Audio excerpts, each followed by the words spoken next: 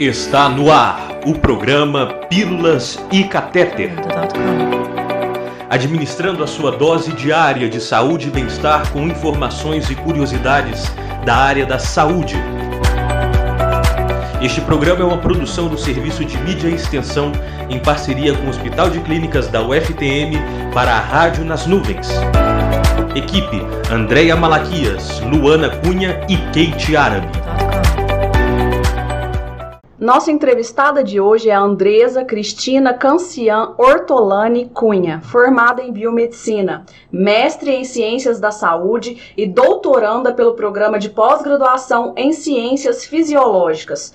Todas as formações na UFTM, Universidade Federal do Triângulo Mineiro. Andresa, seja bem-vinda. Para nós começarmos o nosso programa, eu gostaria primeiramente que você se apresentasse a todos, falasse um pouco da sua experiência acadêmica, do porquê da escolha do curso de Biomedicina e da faculdade da UFTM.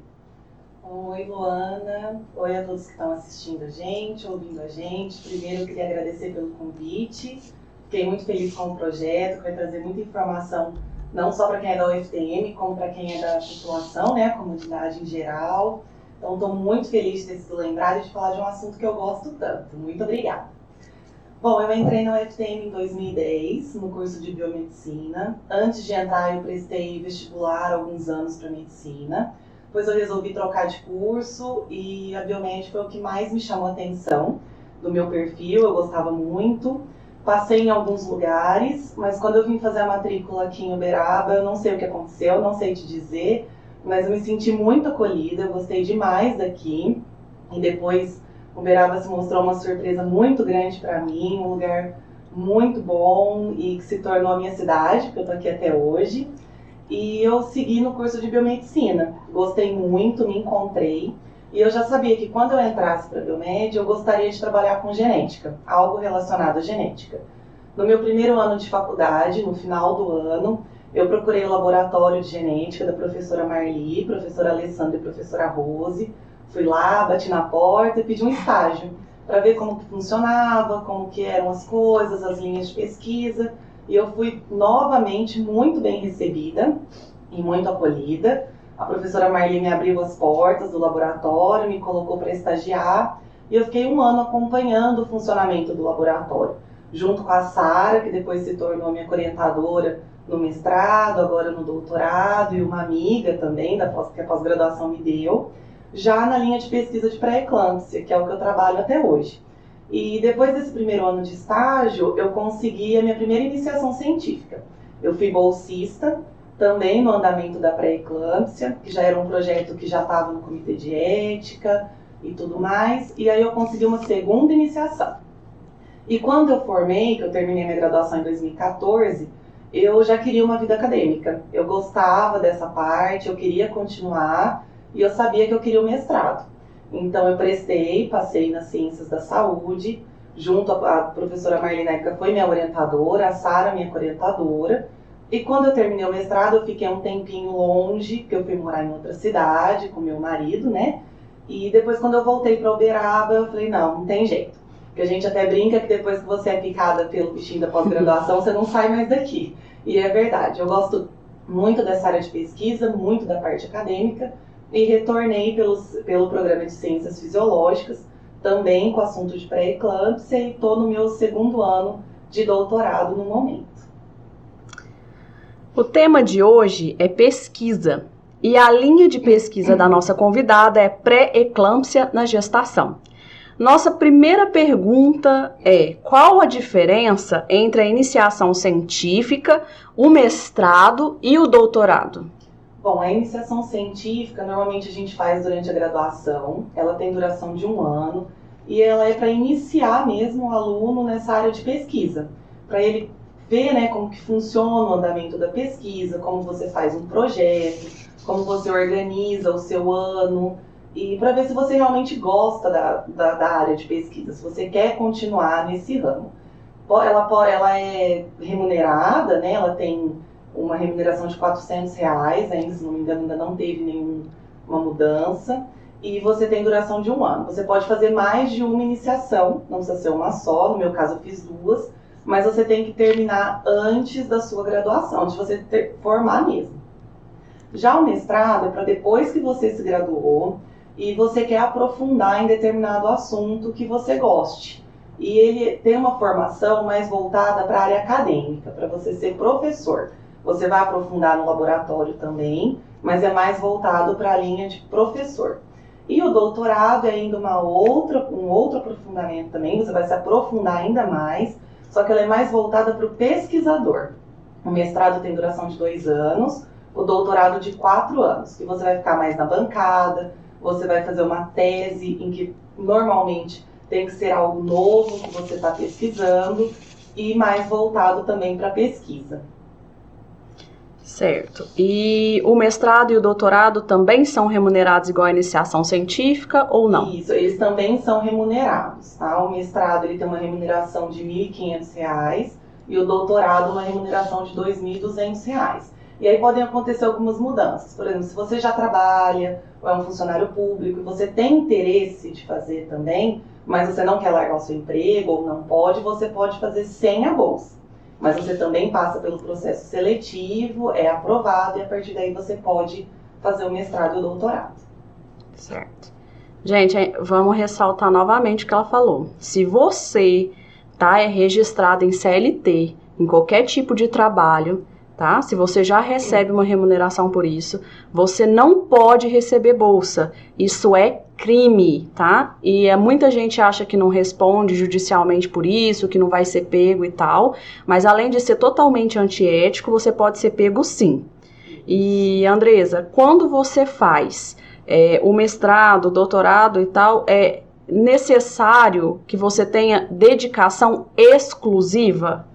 Então, Ana, eu quero até fazer um adendo desse último comentário seu, que realmente, quando a gente presta para o mestrado ou doutorado e você tem interesse de uma bolsa, você tem que preencher um formulário à parte e você precisa mandar para eles também a cópia da sua carteira de trabalho, para eles verem que você não tem nenhuma outra profissão, não, você não tem nenhum outro vínculo, né, empregatício que tenha já um outro salário, tá? E aí que entra a dedicação exclusiva. Normalmente, quando você é bolsista, você é dedicação exclusiva.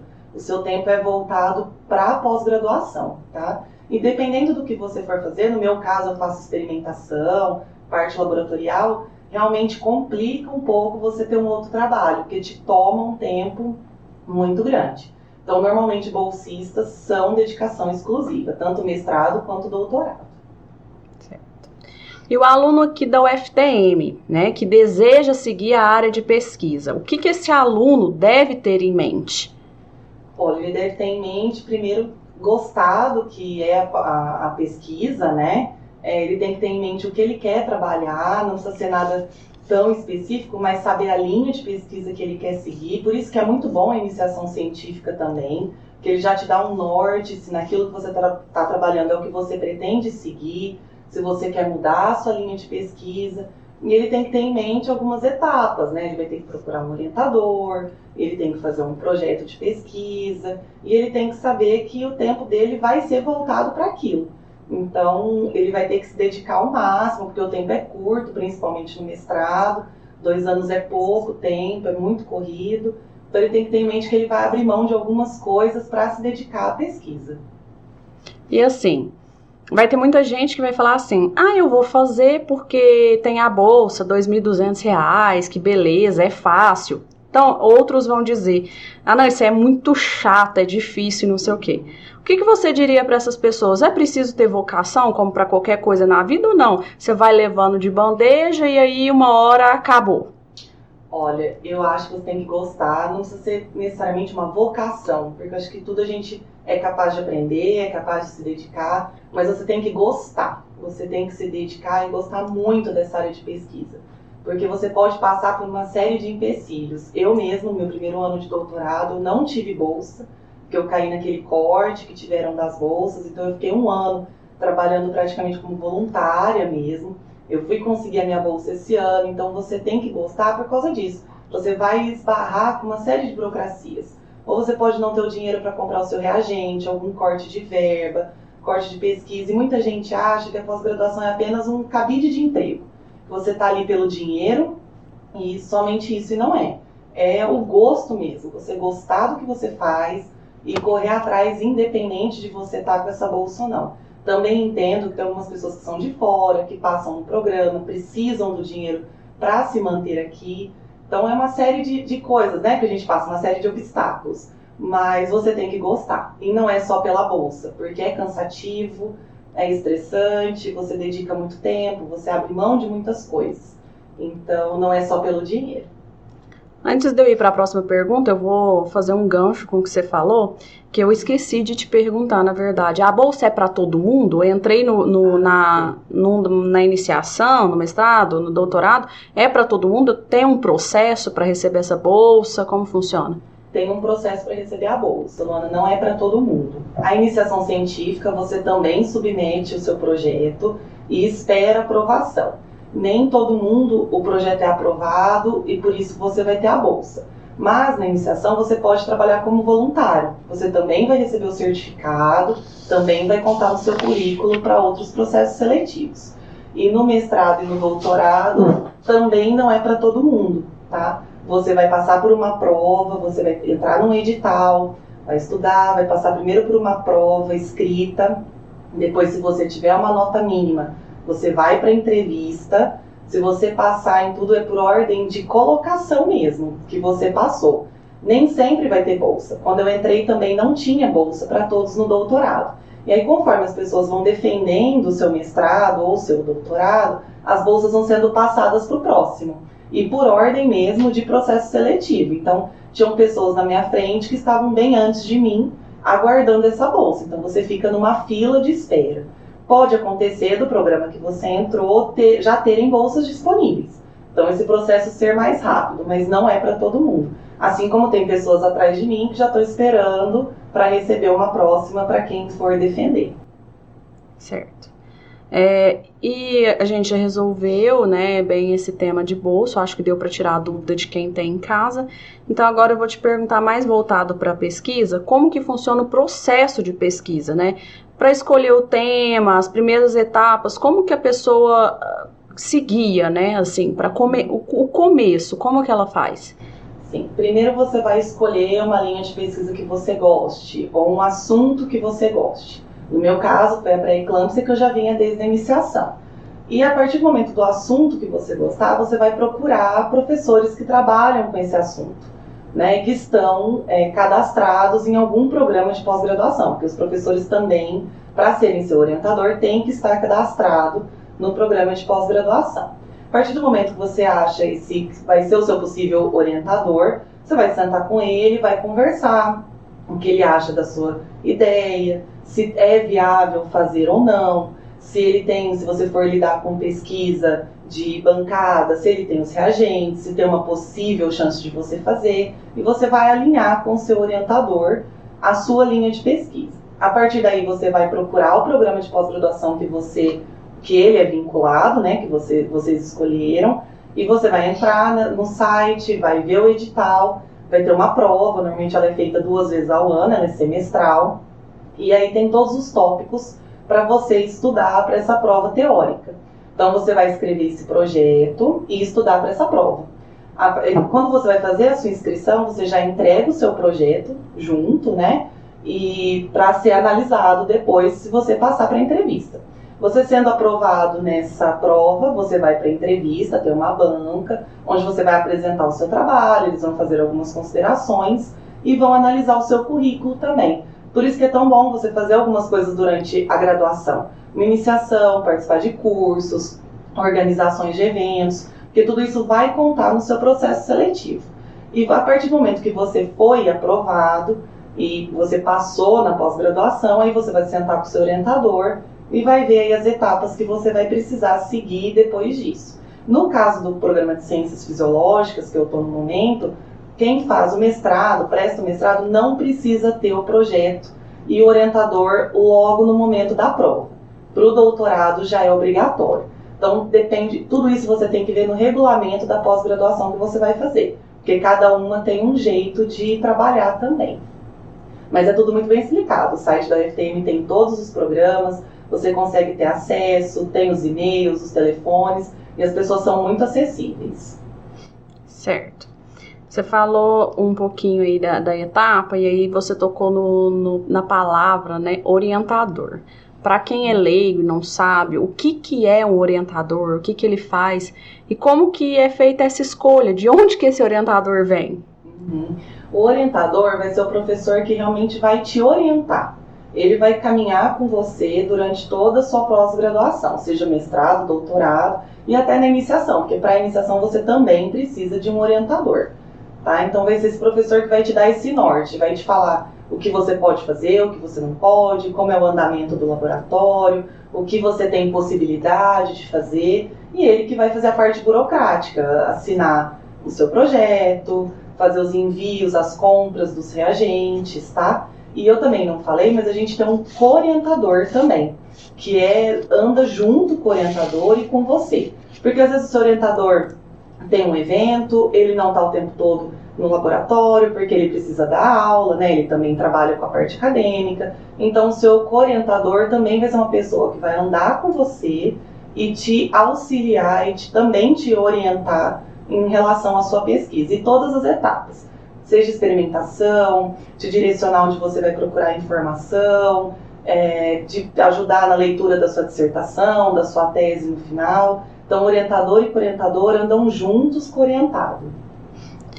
Perfeito. Você também disse que o site da UFTM, ele é bem completo, a pessoa consegue buscar as informações lá, achar as documentações que são necessárias, mas aí eu quero te perguntar o seguinte, existe algum departamento específico também para auxiliar esse aluno, onde o aluno possa ir até lá ou não? Isso é feito só de maneira online, através de site, de informações coletadas na internet?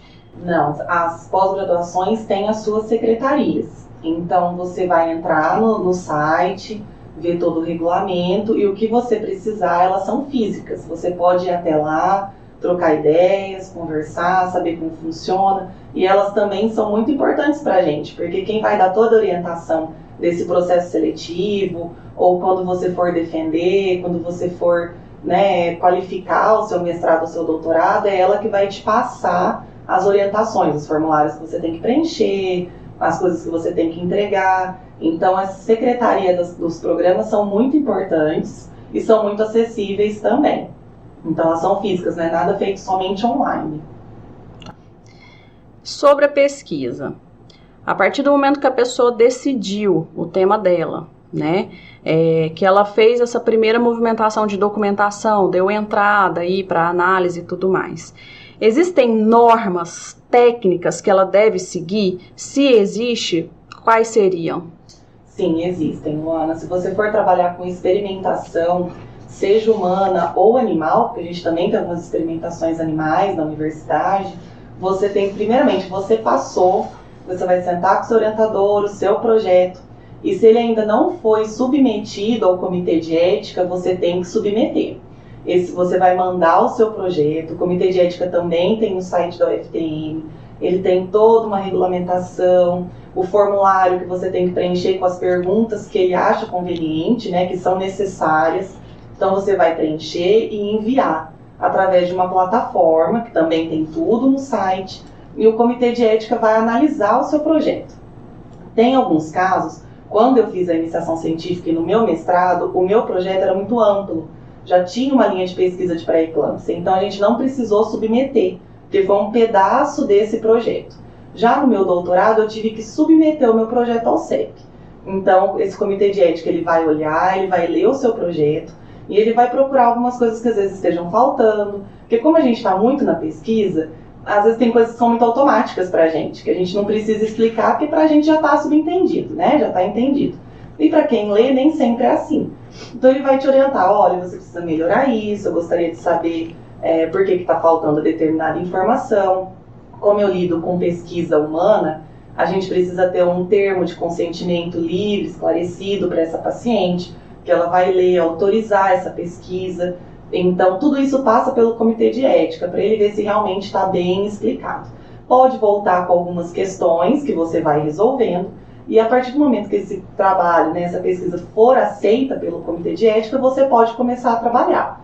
E qualquer coisa que você for fazer de diferente, apareceu uma linha nova, você quer acrescentar no seu projeto, você tem que ir fazendo uns adendos e mandando para o comitê de ética liberar. Você não pode simplesmente coletar uma amostra, seja animal ou humana, sem essa autorização do comitê de ética.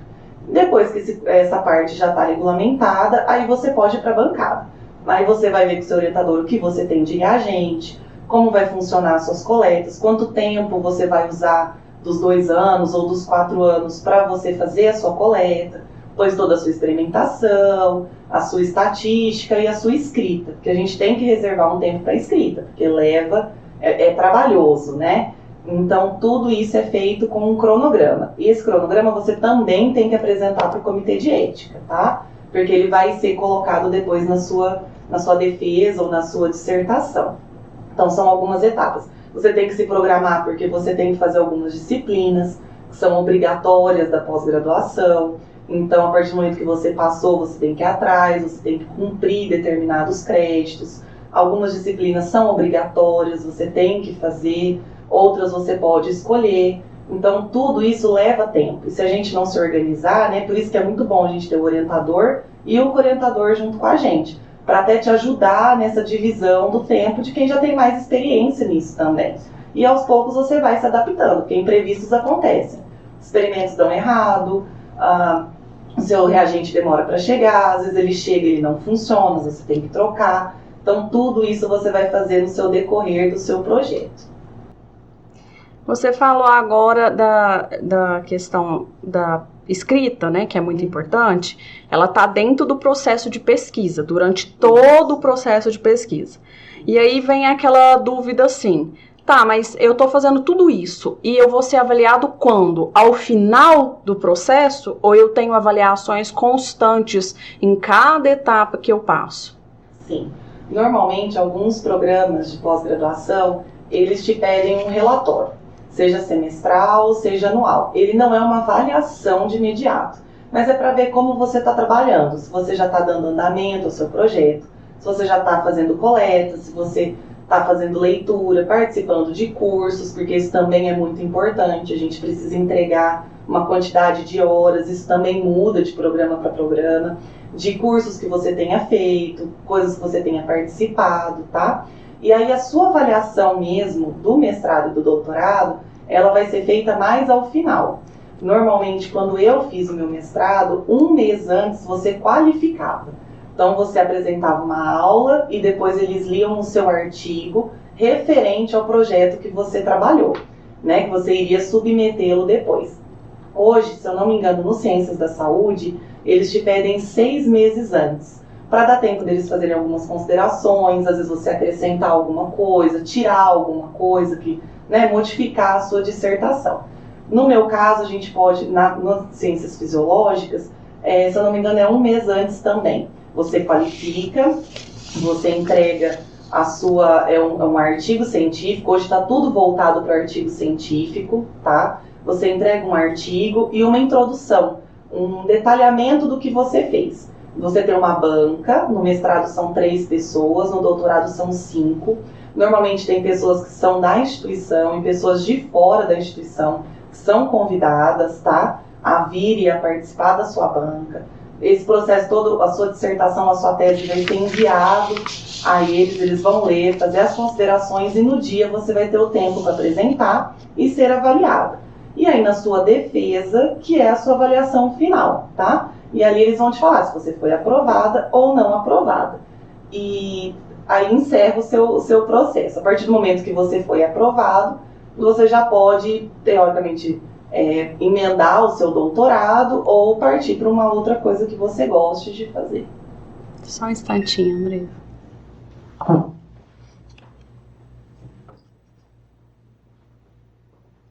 Pronto? Quando você termina uma atividade, eu fiz a pós-graduação e escolhi um determinado tema, estava com um determinado orientador, né? Então eu tinha uma linha de pesquisa. E aí eu decido que eu vou para o próximo passo, que seria o mestrado. Necessariamente eu tenho que seguir essa linha de pesquisa e ter o mesmo orientador ou não? Eu posso trocar? Não, você não precisa seguir a mesma linha de pesquisa, isso não é obrigatório. e nem seguir com o mesmo orientador, você pode trocar. No meu caso mesmo, eu troquei de programa de pós-graduação, porque o doutorado estava fechado nas Ciências da Saúde, e a minha orientadora, a professora Marli, ela aposentou.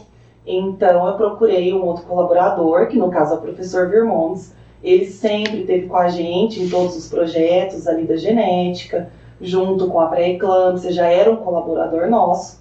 Então eu cheguei, a gente expôs, né, tanto eu quanto a Sara, que já iria continuar como minha orientadora.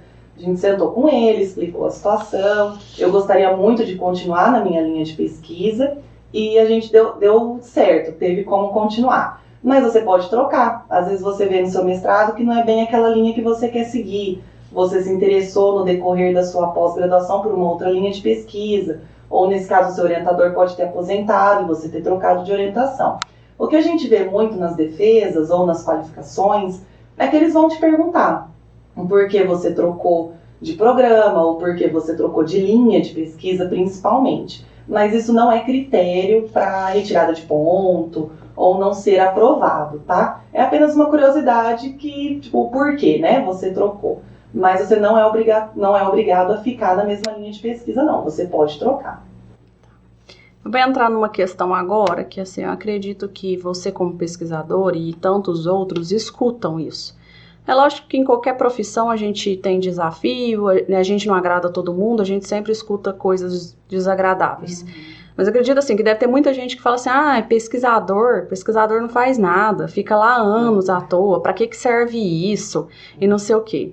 Então, assim, na sua visão de pesquisadora, de ex-aluna aqui da nossa universidade, como graduanda no caso, qual que é a importância que você vê dessas pesquisas para as universidades de maneira geral e para a nossa aqui, para a UFTM?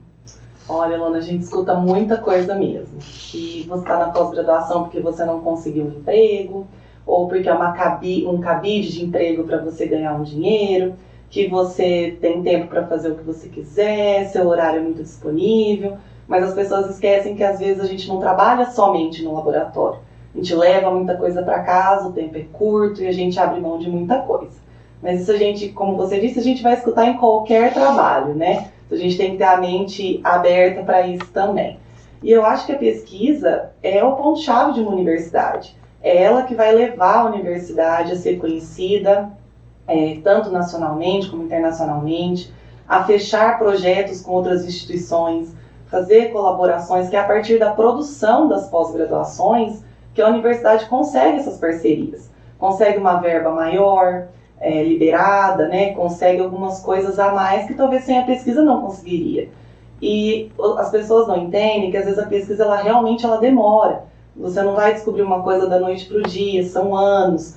Eu mesmo estou desde a iniciação científica acompanhando os projetos, eu já tenho 10 anos de instituição e ainda estou no mesmo assunto, ainda tem muita coisa para ser descoberta. E tudo que a gente tem hoje, uma vacina, um medicamento, um equipamento que é usado, foi desenvolvido por algum pesquisador. Ele veio de algum lugar. Então é extremamente importante, não só para a gente que é acadêmico e que quer ter um currículo melhor, uma oportunidade de emprego melhor, como para a população em geral. E se não fosse a pesquisa, a gente não teria tanta coisa desenvolvida até hoje. Mas é a visão da universidade, a pesquisa é o que leva às parcerias da instituição. E, gente, para quem tem esse preconceito, como a Andresa disse, retomando uma fala dela atrás, se você começa numa linha de pesquisa, você não é proibido de trocar, você pode trocar, mas tudo isso é avaliado pela universidade, tá? Não são coisas que são feitas do além, a pessoa decidiu que ela quer ficar aqui 3 anos recebendo bolsa sem fazer absolutamente nada e a universidade vai lá e vai te dar a bolsa. Tudo isso é feito e analisado através de critérios que são rígidos, tem uma equipe por trás disso, tá? Tem uma equipe por trás do pesquisador, tem muita gente envolvida, tá? Tem os próprios pacientes que se submetem, às vezes, a passar por essas avaliações para ajudar, e tudo que a gente tem, toda a evolução, falando agora de hospital, de área de saúde que a gente tem, tanto de farmaco como de equipamento e tudo, vieram da área da pesquisa, tá? Vieram dessa visão, vieram desses profissionais, da dedicação deles. Então, a gente poderia parar um pouco de ficar julgando algo que a gente não tem conhecimento. E essa entrevista aqui é justamente para isso, para despertar em quem tem o interesse de fazer, né? Porque é importante, a gente tem poucos pesquisadores, é escasso, e também para alertar as demais pessoas que isso não é algo que é desnecessário, a gente necessita desses profissionais. E nós somos cobrados, viu, Luana? A gente que tem bolsa, que é bolsista, a cobrança é ainda maior. Para uma produção, para você produzir um artigo, ele ser publicado, porque isso também vai tempo. Tem artigos que ficam meses para serem avaliados. A gente tem que mandar todos os artigos que foram publicados para pós-graduação. São a partir desses artigos que as notas são dadas para pós-graduação, é a partir dali que é vinculado, né, se a pós vai ficar aberta, se ela não vai, se determinado curso vai ser fechado. E a gente é cobrado com a bolsa também. Os órgãos que lideram a bolsa para a gente, de fomento, eles te pedem um relatório, você tem que mostrar a sua produção. Não é simplesmente eu passei, vou ter a bolsa, agora eu posso ficar em casa o dia todo, eu vou trabalhar 1 mês e vou folgar 2. Não é assim, você tem que mandar um relatório de toda a sua produção para eles verem se realmente é um trabalho, é uma carreira mesmo. Infelizmente a gente não é conhecido como carreira aqui no Brasil, mas é um trabalho. E você tem que prestar contas, tá? Não é somente ganhei a bolsa e tá tudo certo, não. A gente presta contas dela também. Exato, é um profissional que ele tem que gerar resultado, senão não vale a pena tê-lo. E agora falando sobre a sua experiência, né, sobre a sua pesquisa, por que, né, qual foi o tema escolhido e por que da escolha desse tema? Sim, eu trabalho com pré-eclâmpsia, então para a gente entender um pouquinho, né, o que é a pré-eclâmpsia, ela é uma síndrome específica da gestação humana, ela ocorre normalmente a partir das 20 semanas de gestação, nem sempre ela pode ocorrer um pouco depois, mas normalmente a partir da 20ª semana de gestação. Ela comete em torno de 4 a 7% das gestantes no mundo e ela é uma das principais causas de morbimortalidade, tanto materna quanto fetal. Ela é muito responsável pela prematuridade do feto e por algumas doenças que acometem essa mãe, que levam com ela, como problemas cardiovasculares e tudo mais. Normalmente ela é caracterizada por uma hipertensão e por uma proteinúria.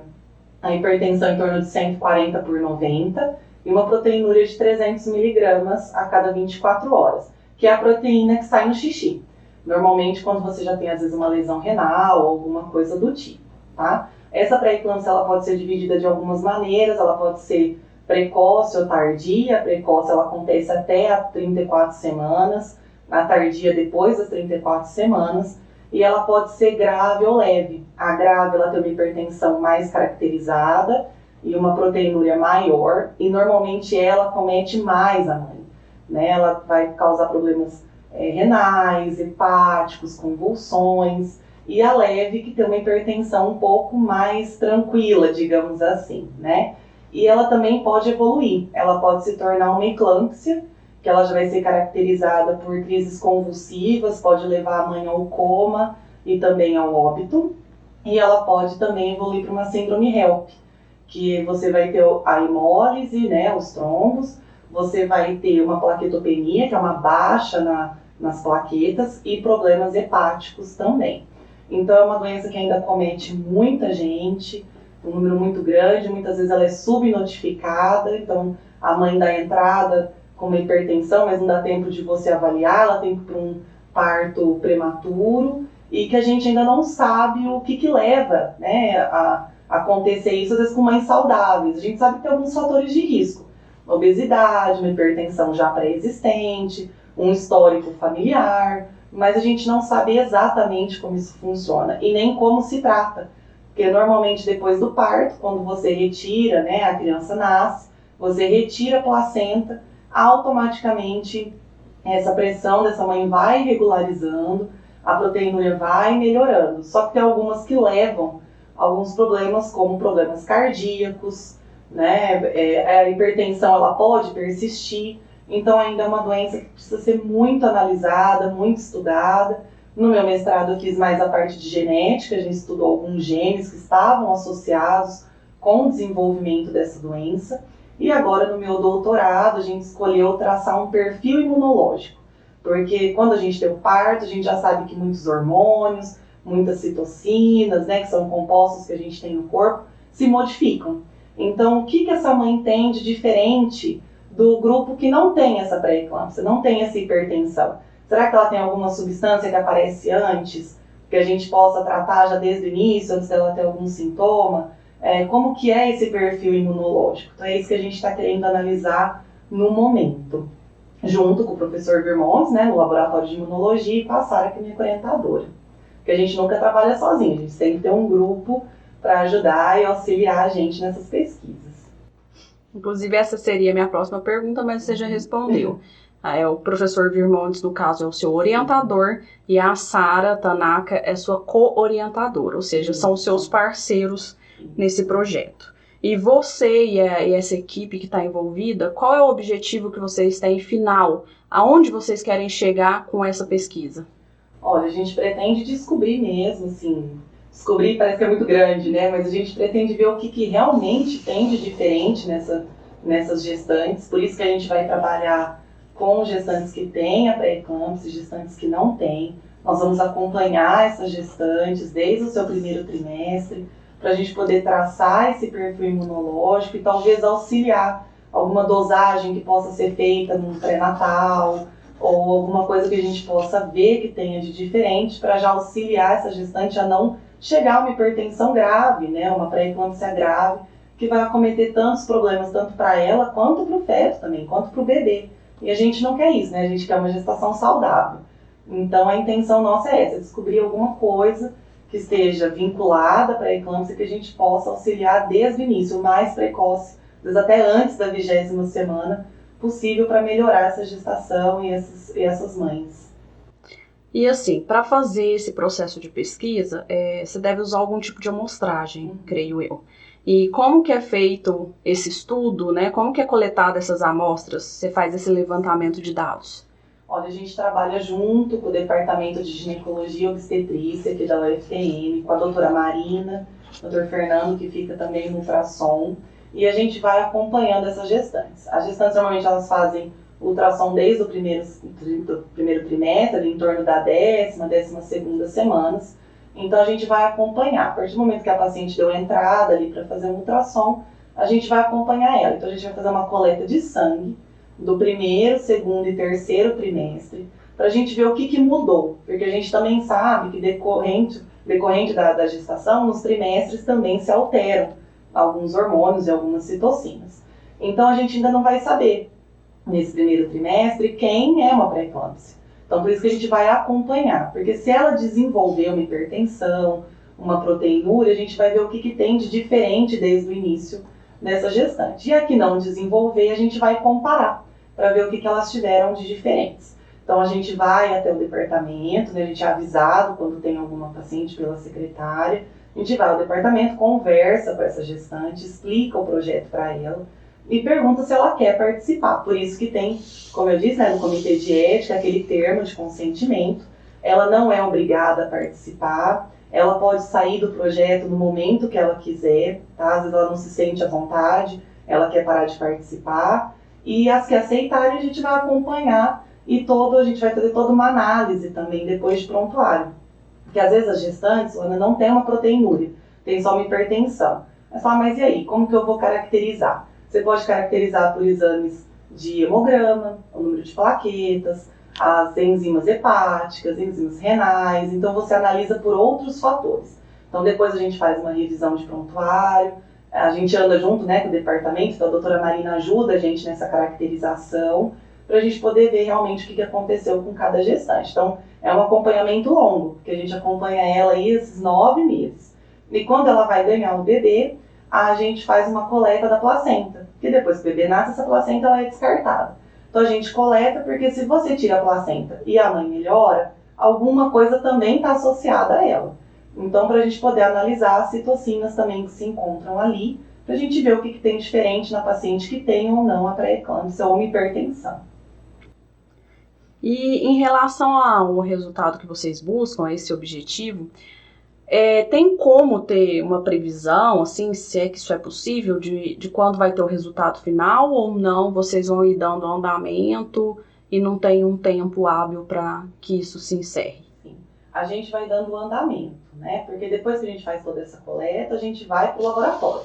Aí dentro do laboratório a gente vai processar essas amostras, vai fazer toda a experimentação, né, que é necessária, que a gente se propôs a fazer. E depois que a gente já tem um número bom de pacientes, que foi proposto no projeto, tudo, a gente vai analisar em conjunto. Então, normalmente a gente consegue ver no final mesmo, que como vai um tempo até você conseguir as pacientes, toda a sua amostra, os seus reagentes, no final a gente faz uma análise de tudo isso, a gente cruza os dados, faz uma análise estatística e vê o que a gente encontrou. E aí, no momento da sua qualificação, você já tem tudo isso em mãos, tudo isso escrito, e é onde você vai apresentar os seus resultados. E os resultados eles vão ficar expostos, porque a partir do momento que você foi aprovada e enviou o artigo, esse artigo ele é de acesso a toda a população. A sua defesa, a sua dissertação, a sua tese também fica uma cópia na biblioteca. Você tem acesso a isso e os resultados que foram encontrados. E ao seu ver, Andresa, quais são as maiores dificuldades, né, encontradas no desenvolvimento da área de pesquisa? Olha, Luana, são algumas. Eu acho que é a parte mais burocrática, né? Que é onde a gente esbarra em muitas coisas. Em corte de verba, a falta de reagente, você pedir um reagente, ele não funcionar, isso atrasar a sua pesquisa. Às vezes o corte de bolsas, que você também não vai conseguir dar andamento, que às vezes você não consegue se manter. Então é mais a parte burocrática. Porque trabalhar, a gente que está na pesquisa, a gente gosta de trabalhar. A gente pode reclamar, pode ser puxado, pode ser cansativo, mas a gente gosta do que a gente faz. Então é mais a parte burocrática mesmo, as aprovações, todo o processo seletivo e depois mais a parte de verba, parte de financiamento mesmo desse projeto. Por isso que normalmente a gente também trabalha com muitas coisas, quando a gente tem esses cortes, com coisas que você já tem no laboratório. Por isso que é fundamental você ter o orientador, para ele também te falar o que você pode ou não fazer. Porque às vezes você chega tão animada, né, querendo fazer tudo, mostrar tudo, mas não está, né, na sua realidade. Então você vai conversando e vai adequando o que você tem para fazer de acordo com a sua pesquisa, o seu projeto. Para a gente encerrar nossa entrevista, né, ninguém melhor do que uma pessoa que foi aluna aqui dentro desde o começo, que vem nessa linha de pesquisa com essa mentalidade de pesquisa, mentalidade acadêmica desde o começo, para falar para a gente assim, dar alguma dica para esses alunos que têm esse interesse, mas que não sabem se vão ou não seguir isso, né? Fazer alguma observação mesmo para quem estiver assistindo e ouvindo a gente. Olha, a primeira coisa que eu posso falar, Ana, é gostar. Você tem que gostar do que você faz e da linha de pesquisa que você trabalha. Porque a partir do momento que você gosta, você veste a camisa daquilo que você faz. Você corre atrás, né? Você tem que ser proativo. Os orientadores estão lá, os professores estão na universidade. Vai partir de você chegar e procurar algo que você goste. O orientador que trabalha com aquele determinado assunto. Então procure se informar, leia muito sobre o que está sendo feito, o que tem de novidade, procure artigos, procure fontes, né, que são confiáveis do assunto e converse com pessoas que são da pós, que já passaram por isso, porque é um período cansativo, é estressante, gera uma ansiedade, a gente trabalha muito, você tem que ter em mente que você vai abrir mão, às vezes se você trabalhar com experimentação tanto animal quanto humana, que você vai abrir mão de algumas coisas, às vezes um final de semana você vai ter que trabalhar, você vai ter que estudar, tem disciplinas para fazer, artigos para escrever. Então é puxado. Por isso eu acho que a gente tem que gostar do que a gente faz. Porque na hora que puxa, na hora que cansa, você se apoia nessas coisas também. E é muito bom quando você chega no final e você vê todo o seu trabalho concluído. Isso é muito gostoso. Você vê que é um pouquinho, mas que de pouquinho em pouquinho a gente vai construindo, né? A pesquisa é uma área que está difícil, a gente não é tão valorizado. Mas acho que só se a gente seguir em frente, continuar, que a gente vai conseguir, né, essa valorização. Então, primeira coisa é gostar, segunda coisa é ser proativo mesmo, procurar informações, não ficar esperando, né, mandarem você fazer e tudo mais. e correr atrás de cursos, de especializações. A universidade dá uma gama de coisas para a gente fazer, simpósios, grupo de extensão, então procurem mesmo informação. E a gente está sempre disponível para o que precisarem, para trocar ideia, para conversar e para falar um pouco da pesquisa, né? Mas é uma área muito gostosa, muito bom, mas gostem do que vocês façam, procurem uma linha que vocês se identifiquem. Bom, gostar, né, já é meio caminho andado, porque ajuda a manter a pessoa no foco do que ela tá fazendo. E falando das linhas de fato, gente, é cansativo? É cansativo. Tem desafios? Terão muitos desafios, obstáculos, escassez de recursos, sim. Exige disciplina? Também. Mas o importante é que quando a gente começa uma coisa, a gente não desistir no meio do caminho, porque a recompensa vem. Eu acredito que nós, como seres humanos, viemos ao mundo para estar aqui para fazer alguma diferença. Então, seja a diferença que você quer ver no mundo, certo? E agora, assim, primeiramente eu vou te agradecer imensamente pelas informações que você compartilhou com todo mundo que está assistindo e ouvindo, né? Em nome da Rádio nas Nuvens e do nosso programa Pílulas a Catéter, vou pedir para todo mundo que está aí online, que está aí escutando, curtir, compartilhar, tá? Seguir tanto o canal do YouTube, Rádio nas Nuvens, como o @Pílulas e Catéter do Instagram, tudo minúsculo e junto. E vou chamar a Kate e a Andrea, que são nossas produtoras, para fazer um agradecimento final para você. Por favor. Andresa, querida, muito obrigada por você ter vindo aqui esclarecer sobre esse campo que é tão caro aqui para a universidade, que é o campo da pesquisa. Nós que trabalhamos aqui, nós não temos assim, o conhecimento da dimensão que é a pesquisa aqui na universidade, porque se pesquisam coisas aqui que eu tenho certeza que nem os alunos, nem os funcionários e muito menos a população sabe que essas pesquisas saem aqui da universidade. E por isso a gente tem essa guerra aí, né, hoje com esse projeto de governo que está aí para acabar com as pesquisas, mas nós estamos aqui para defendê-la, né? É verdade. Eu também, como pesquisadora, mas não da área da saúde, pesquisadora da área da linguística, propriamente.